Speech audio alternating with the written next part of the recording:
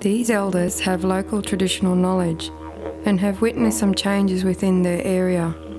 These are their stories. Just driving along the road, you'll probably, from here to town, which is only about 10 kilometres, we've seen about 15 emus. Sometimes years ago, you wouldn't have seen any.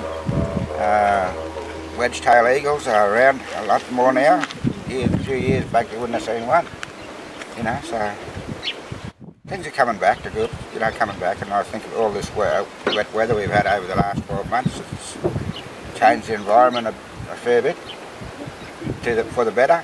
Whether it's the unpredictable weather system that's happening, not enough rain like it used to do in the olden days when our fruit bearing seasons were in full and we can go hunting for turkey and guana. And then the dry seasons we always got the kangaroo to fall back on. Feeling that the Cooper's no longer what it used to be years ago, and because of all the rain, the roads going through it, and I think it's changing directions. The environment of the Cooper is nearly gone, I think, and erosion from cattle and that. There's some environmental issues, particularly in the Diamantina area. A lot of it's due to visitation. Compaction's probably the biggest thing. Campgrounds and areas that are commonly camped by tourist visitors impacts fairly heavily on the environment in those areas. The waters, flora suffers fairly heavily. Trees in places like that, there's scarred trees which have extreme significance to the Murruwala people. You can see the impact on those. Mr. Paul Mehmet, an anthropologist and architect with 40 years experience, is currently working with Aboriginal people in northwest Queensland, monitoring and researching spinifex. Then we have a number of projects. One is our spinifex research project, and that involves taking Aboriginal knowledge about spinifex and seeing whether it can be recycled into modern contexts, whether spinifex has any useful purposes for modern life.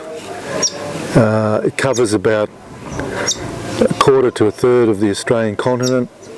Most people think it's just a prickly nuisance sort of a grass, but Aboriginal people had a lot of uses for it. It was one of their main resins or gums for joining stone tools with timber handles. It was also used as a medicine in various ways, and it was used for cladding domes, like for grass thatching to make a weatherproof house.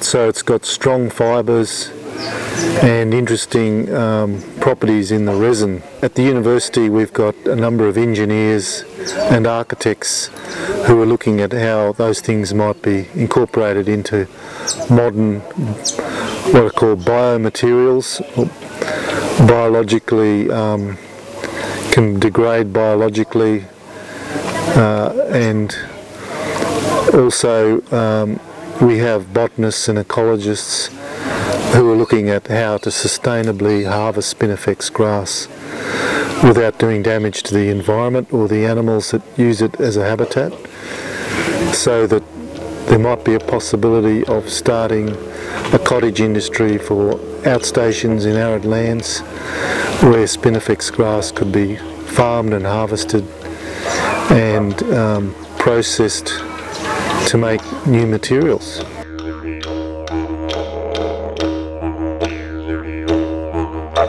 Thank you.